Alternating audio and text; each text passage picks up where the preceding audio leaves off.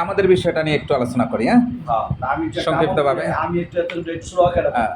যে এই যে আমাদের এই প্রজেক্ট হলো সাফল্যের সূত্র, শিল্পায়নে কোটিপতি। কারণ আমরা ইদানিংকালে এই আমাদের ছাত্র বিপ্লবের মাধ্যমে দেখতে পারলাম যে মানুষ এই কোটিপতি হওয়ার জন্য কত প্রকারের অবৈধ পন্থায় কত কিছু করছে, তাই না? পাওয়ার খাটাইয়া। তা আসলে ওইটা কিন্তু সঠিক ওয়ে না, সঠিক রাস্তা না। এই জন্য আমাদের এই প্রোফাইলটা আমি 9 সালে করেছি, আমি নামকরণ করছি তখনই সাফল্যের সূত্র, শিল্পায়নে কোটিপতি। আসলে আপনি যদি পয়সাওয়ালা হতে চান, আপনি ধনী হতে চান, সেটা ব্যবসার মাধ্যমেই সম্ভব, নাকি? আদারওয়াইজ অন্য কোনো চাকরি বা এগুলা দেওয়া সম্ভব নয়। আমাদের আমি আলহামদুলিল্লাহ আমি 98 থেকে আমাদের এই ব্যবসাটা আমি করতেছি। এই যে আমাদের স্লোগানই হলো স্বল্প পুঁজিতে ক্ষুদ্র মাঝারি বৃহৎ শিল্প স্থাপনে অধিক লাভ। মূলত আপনি কিছুক্ষণ আগে যে কোম্পানিটা সম্পর্কে বলেছেন, আমাদের একই ব্যবসা। যেমন আপনাদের যে কোম্পানির মালিক, কি নাম ওনার? হ্যাঁ, নুরুল আফসার। এরকম শত শত হাজার হাজার নুরুল আফসা আমরা তৈরি করছি আলহামদুলিল্লাহ। আমরা মেশিনারি, যেমন উনি মেশিনারিজ নিয়েই এই প্রোডাক্টটা করেন, কারণ ওনাকে ছোটো করে দেখার কোনো ওয়ে নাই। এই মেশিনারিজ নিয়ে এই ব্যবসাটা করছে, আমরাই এই মেশিনারিজগুলো দিচ্ছি। মূলত আমাদের এখানে লাখ টাকা থেকে শুরু করে কোটি টাকার মেশিনারিজ আছে, আমরা দিচ্ছি। কোটি টাকার শিল্প আছে। আমি ইদানিংকালের আমরা একটা প্যাকেজ করছি, কয়েকটা প্যাকেজ করছি। অনেকের জন্য ওই প্যাকেজটাকে ছোটো করে নিয়ে আসছি, টপ 20 প্যাকেজ। যেমন আমার কাছে শুধু ডিটারজেন্টের যদি একটা প্রজেক্ট করেন, আপনার 25-30 লাখ টাকা লাগে, বা কোটি টাকা দিয়েও করতে পারেন। কিন্তু আমরা টপ 20 প্যাকেজটা ডিটারজেন্ট সহ অনলি 7.5 লাখ টাকা নিয়ে আসছি। মানে একটু ছোট করে নিয়ে আসছি, মানুষের ক্রয় ক্ষমতার মধ্যে নিয়ে আসছি। আবার এই প্যাকেজটাই আছে 28 লাখ টাকা, আরেকটা আছে 12.5 লাখ টাকা। তবে মিনিমাম যেটা টপ 20 প্যাকেজ 7.5 লাখ টাকার মধ্যে নিয়ে আসছি, যাতে ম্যাক্সিমাম লোক করতে পারে। হ্যাঁ, এরপরে চাইলে এটা কিছুদিনের মধ্যে এটাকে আপনি অনেক বড় করতে পারবেন। এই প্যাকেজটার মধ্যে আরও সুযোগ সুবিধাও নিয়ে আসছে। যেমন অনেকে দেখা গেছে 7.5 লাখ টাকা যদি একবারে বিনিয়োগ না করতে পারে, তাহলে তাদেরকে আমরা 50% সুদবিহীন ঋণও রাখছি। যে আমরা সুদবিহীন 1 বছরের জন্য তাকে একটা সুদবিহীন ঋণ দিব, কোনো সুদ থাকবে না। আমরা মুসলিম, বিশ্বনবীর উম্মত, তা আমরা নবীজির সুন্নত তরিকায় সব কিছু করবো। এটা আমার চেয়ে আপনি আরও ভালো জানেন, যেহেতু আপনি একজন ইসলামিক স্কলার আলহামদুলিল্লাহ। এই প্যাকেজটা যদি অনেকে একবারে না নিতে পারে, তাহলে তাকে আমরা 50% ঋণ দিই, তাহলে আসে 3,75,000 টাকা। এটা পেমেন্ট করে সে এই প্যাকেজটা নিয়ে নিতে পারবে। নিয়ে সে আরও 1-1.5 লক্ষ টাকার কাঁচামাল নিয়ে, কেমিক্যাল নিয়ে 20 থেকে 24টা প্রোডাক্ট উৎপাদনে চলে যেতে পারবে। এরপরে ডে বাই ডে চাইলে এটাকে উনি কোটি টাকা বিনিয়োগ করার কোনো সমস্যা নেই। উনি জেলা থানা পর্যায়ে পুরো বাংলাদেশব্যাপী ডিলারশিপ দিতে পারবে, আপনি দিতে পারবেন। এইবার আসেন, এই প্যাকেজটা আপনি মনে করেন এক্সাম্পল আপনি নিলেন, আপনি একটা ফ্রি ডিলারশিপ পাবেন। আপনি যে কাজটা করছেন, আপনি যদি এইভাবে এই কাজটাই, একটা হলো আপনি প্রোডাক্টগুলো উৎপাদন করে বাজারজাত করবেন, আপনি এর মধ্যেই করছেন যে আপনার কোম্পানি যে সুযোগ সুবিধা দিচ্ছে, কারণ প্রোডাকশন কস্ট 50%-এর নিচেই থাকে। এগুলো কোনোটা 40%, কোনোটা 35%, কোনোটা 45%-এ তৈরি হয়ে যায়, তাই না? আপনি এই পণ্যগুলো উৎপাদন করতে পারবেন। এখন এই প্রোডাক্টগুলো উৎপাদন করে আপনি বাজারজাত করে যা লাভ হবে সেটা আপনি মালিক, টোটালি কোম্পানির মালিক আপনি হচ্ছেন, যারা নিচ্ছে। এই পণ্য বিক্রি করে যেটা আসবে মাসে, সেটারও মালিকানা আপনি। কিন্তু এর যে বাড়তি সুযোগ সুবিধা, আপনাকে যে ডিস্ট্রিবিউটারশিপ দিয়েছি, এতে কি পাচ্ছেন আপনি? আপনি আমার কাছ থেকে 10% কমিশন পাবেন মেশিনারি সেলের উপরে। এখন আপনার প্রজেক্টটা দিলে আপনাকে আমি প্রশিক্ষণ দিতে হবে, আমরা প্রথম আপনাকে প্রশিক্ষণ দিয়ে দিব। এখন আপনি যে আমাদের মেশিনারিজ আবার সেল করবেন ডিস্ট্রিবিউটারশিপ নিয়ে, আপনি তাদেরকে প্রশিক্ষণ দিবেন, সেজন্য আপনি কোম্পানির থেকেই 5% আরও পাবেন। তাহলে কত? 15% পাইলেন। এরপরে যদি ধারাবাহিকভাবে আপনি সেল টার্গেট একটা পৌঁছাইতে পারেন, তাহলে আরও 5% আমরা বোনাস দিই। তাহলে কত? 20% পাইলেন মেশিনারিজের উপরে। তাহলে যেহেতু আপনি 20% পাবেন, আমরা আপনাকে, যেহেতু আমাদের মেশিনারি সেল করলে আপনি পাবেন, তাহলে আপনারটাতে কেন আপনি পাবেন না? আপনি যে এই প্যাকেজটা নিলেন সেইখানে আমরা 20% টোটালটাই দিয়ে দিই। তা দিলে এখানে আপনি প্রায় 1.5 লক্ষ টাকা কমিশন পাবেন। তা এইটা আমরা আপনার ওই যে সুদবিহীন ঋণের থেকে আমরা আপনাকে 1.5 লক্ষ টাকা ওখান থেকে দিয়ে দিই। তো এই সুযোগ সুবিধা নিয়ে আমরা প্রত্যেকটা জেলা এবং থানায় এবং উপজেলায় পর্যায়ে আমরা এটা একটা কার্যক্রম চালু করেছি। তো দেখেন, আপনি যদি এখানে ওয়াশিং পাউডার মেশিনারিজ আছে, তারপরে বল পেন মেশিন আছে, চানাচুর মেশিন আছে, ওই আইসলোলি আছে, রোবো আছে, তারপরে সার্জিক্যাল মাস্কের মেশিন আছে, liquid hand wash, floor cleaner, tiles cleaner, এই জাতীয় অসংখ্য প্রায় 300 আইটেম। এই যে আমাদের প্রোফাইলটা দেখছেন,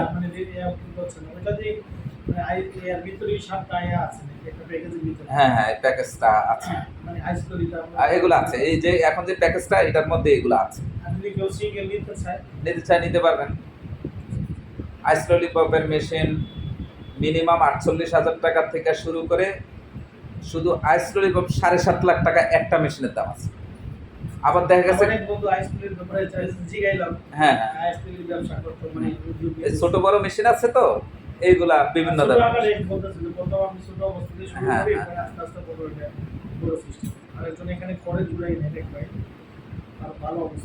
এখন দেখেন, মাসে যদি একজনে 10 লাখ টাকার মেশিন বেচে, তাহলে 2 লাখ টাকা তো এমনি কমিশন আসে তার সব মিলায়।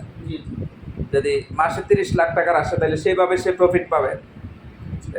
এই কার্যক্রমটা আমরা চালু করেছি। না, সেলাই মেশিনটা দিই। ওয়াটার ট্রিটমেন্ট প্ল্যান আছে, যে মিনারেল ওয়াটার আছে, তারপরে আপনার এটা একটা ছোট বড় সব ধরনের মেশিন আছে, পিওর ড্রিঙ্কিং ওয়াটার। না না না না, আমাদের কার্যক্রমটা হলো একটি বাড়ি একটি শিল্প, প্রত্যেকে নিজে, যেমন আপনি ঘরে ঘরে শিল্প। অ্যাকচুয়ালি ওয়ার্ল্ডের মধ্যে প্রথম মনে হয় জাপান, এরপরে মালয়েশিয়া, এরপরে চায়না, এরা শিল্প বিপ্লব ঘটাইছে। এই জন্য এরা উন্নত বিশ্বের কাতারে দাঁড়ায় আছে। এখন আমাদের দেশটাও যদি উন্নত বিশ্বের কাতারে দাঁড়াইতে হয়, তাহলে শিল্প বিপ্লব ঘটাইতে হবে। শিল্প বিপ্লবের বিকল্প নাই। ওই যে আমাদের দেশে যারা অ্যাকচুয়ালি আহাম্মক আছে, টাকা পাচার করছে, আবার ঘুষের মধ্যে দাবিত হয়ে আছে, সাদাবাজির মধ্যে যে আহাম্মকরা আছে, এগুলো দিয়ে কিছু করা যাবে না। এটা সাময়িক সুশিক্ষা নেই। রাইট।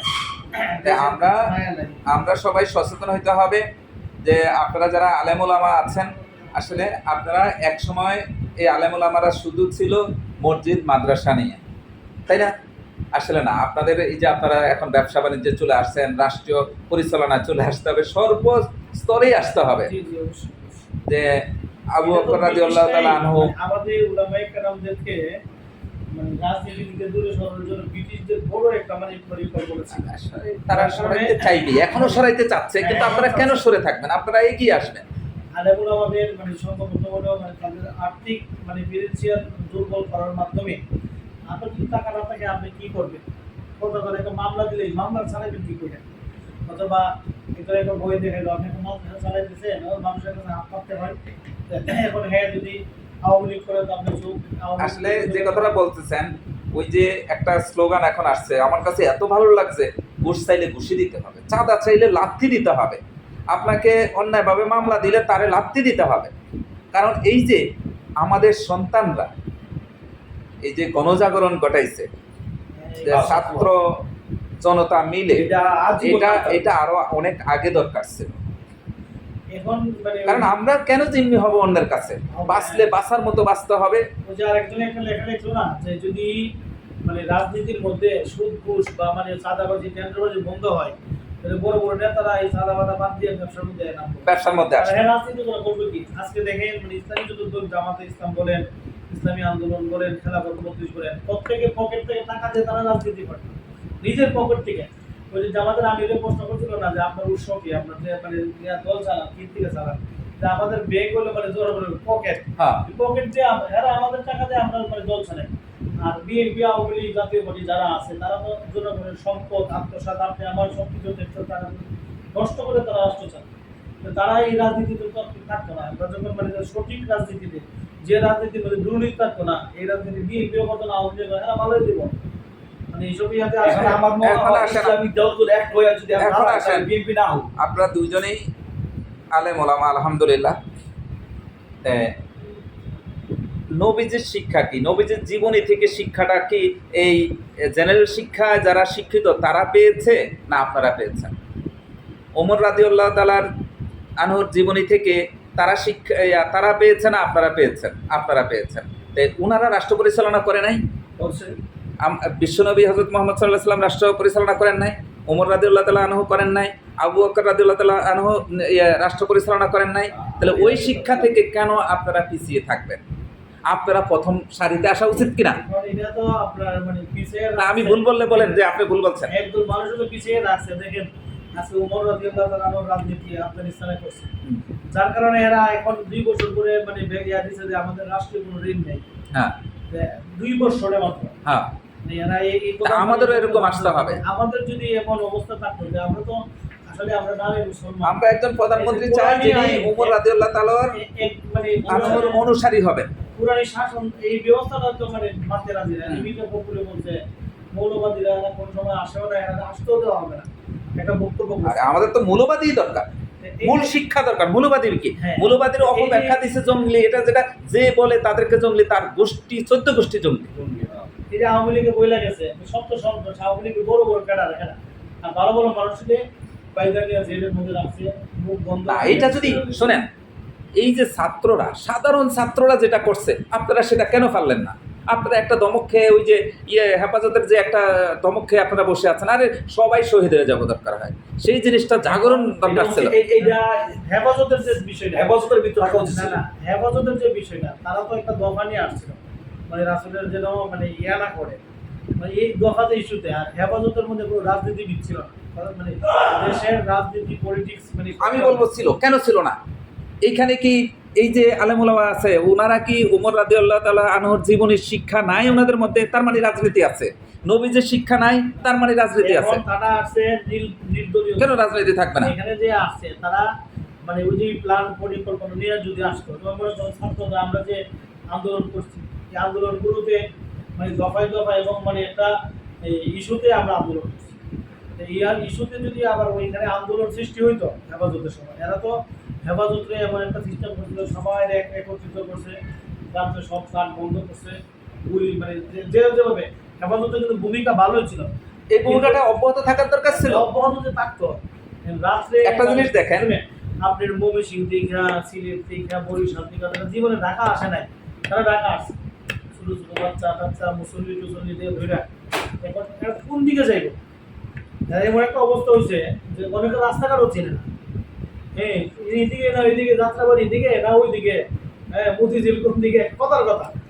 এই যে জিনিসগুলো এখন যারা মানে আন্দোলন করছে, পুরামান বিশ্ববিদ্যালয় বা আমরা সবাই সবাই আন্দোলন সবার অবদান আছে। এখন কিন্তু তারা মানে তাদের সবকিছুই মানে চিনা জানা মানে একটা প্র্যাকটিক্যালি আস্তে আস্তে একটা দাবে দাবে হয়েছে। হেফাজত ইসলাম দাবে দাবে মানে বহাল কাটতে হবে। হেফাজত কেন, বিএনপি কত আন্দোলনের সূচনা করলো জেলায় জেলায় ইয়াতে, এত বড় আন্দোলন করে বিএনপি কি করছে? আমি বিএনপি আওয়ামী লীগ সেটা বাদ দেন, আমার কথা হলো যে ইসলামিক আপনারা আলেম ওলামা এবং ইসলামিক শিক্ষায় শিক্ষিত যারা আছে, এই সেক্টরটা এখানে কিন্তু বিশাল একটা সেক্টর। আমি বলবো যে যদি সংক্ষেপে বলি যে আপনাদের জন্য আমরা আজকে 15, 16 বা 17 বছর কষ্ট করছি। আপনারা যদি মুক্ত করতে পারতেন এই ঝামেলা থেকে। এই জিনিসটা আপনি যে জিনিসটা বলতেছেন, এটা এর আগে মুক্ত করছিল খালেদা জিয়া ক্ষমতায় আসছিলেন। আয়েশা কি করছে, মানে ওলামায়ে কেরামকে ব্যবহার করে এই সুন্দর কথা বলছেন, ব্যবহার হইতে যাবেন কেন?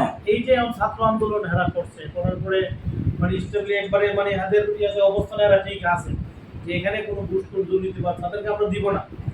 এই জিনিসগুলো তো এখন মনে করেন মানে শুরু তো বাধ্য যে মানুষ তো ছাত্ররা এখন করতে কিন্তু আরেকটা করতো আলেমরা রুবি আর এই বলো আমি ভালো কাজ করতে যাই আপনি সমালোচিত হবেন, কিন্তু আপনি আপনার জায়গায় ঠিক থাকেন। বিভিন্ন মানে এই জিনিসগুলো হ্যাঁ, আপনারা ভালো কাজ করতে যাই আপনার জায়গায় আপনি ঠিক থাকেন। ছাত্ররা দেবে ডরায়, তখন আলেমরা দেখেন, ডরাইতো না। বাংলাদেশের জাতীয় একটা মসজিদ বায়তুল মোকাররম, ওইখানে আপনার অজুখানায় গেলে নাক টিপ দিয়ে ধরে রেখে অজু করতে পারি না, হাম্মাম খানা তো যাওয়াই যায় না।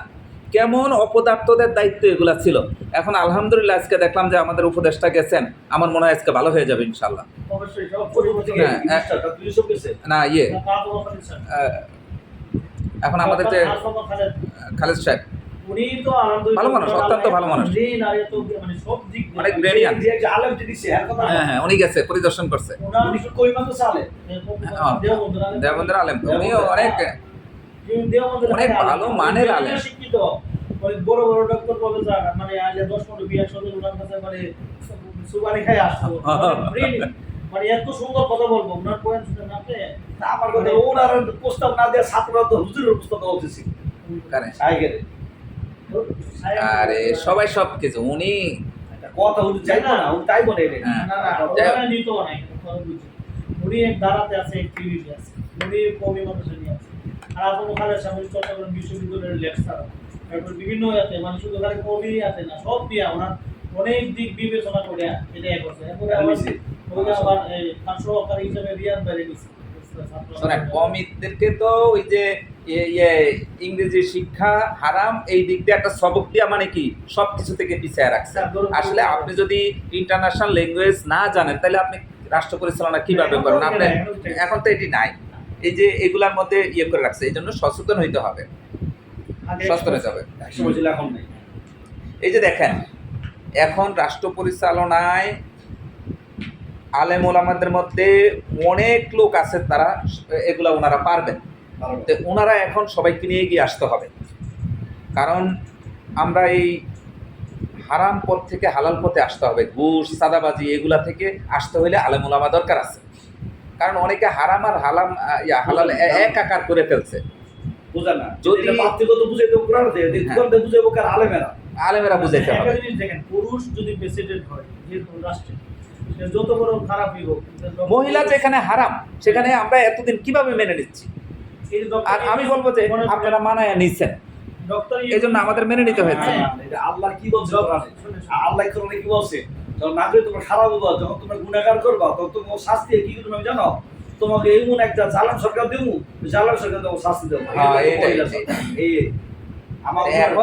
এখন আপনারা আলেম ওলামারা সবাই এক হতে হবে, এক হইতে হবে। এখন মনে করেন ডক্টর ইউজে আসছে কথা জুমার নামাজে মসজিদে যাইব, উলামায়ে কেরামের কিছু কথা বলতে মানে যাইব, উনি নিঃসন্দেহে ভালো মানুষ, উনি তো সব দিক দিয়ে আলহামদুলিল্লাহ ওনার যে বিচারকতা এরপরে উনি যদি এনে আনা উনি সবার জন্য আইন সমান করে দিচ্ছেন। অনেকের ওই যে সুদ বয়সে দেখা গেছিল, কিন্তু সে মানে দেশটা মানে রাষ্ট্রটারে মানে এমনভাবে মানে তার কাঠামোতে নিয়ে যেতেছে সুদ ঘুষ তারা সে যদি বিচার মাধ্যমে থাকতে পারে মনে করেন তার সুদ ঘুষ এমনি বাদ করে দেবে ওনার যে মানে ওনার তো ওই যে না, উনি তো একটা জিনিস করছে যে আইন সবার জন্য সমান, গরিব ধনী সবার রাষ্ট্রীয় ক্ষমতায় যে যা সমান, এবং উনি এটা প্রমাণ দেখাইছে।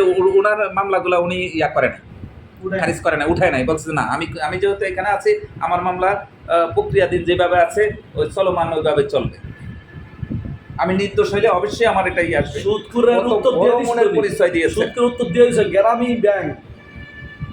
তোমরা মনে করো আমি সুদ খাইছি, গ্রামীণ মালিকের তো আমি না। বাংলাদেশে 1000 মানুষের মালিক বলে আমি